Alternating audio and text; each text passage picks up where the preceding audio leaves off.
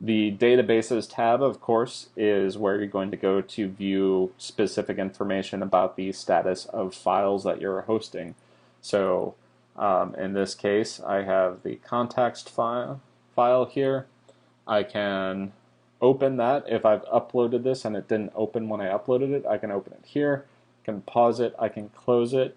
If I close it, I can download it straight from here. You'll see that it'll give me a notification that says it's ready for download, and I can download that file. So that downloads that really quickly. Can reopen it, and also after I close it, I can remove it as well. So I'm going to open that back up for now. Now under clients, you'll see that right now there's no clients connected, but if there were, I could check a box right next to their name, hit disconnect, give them the warning message, and boot them off.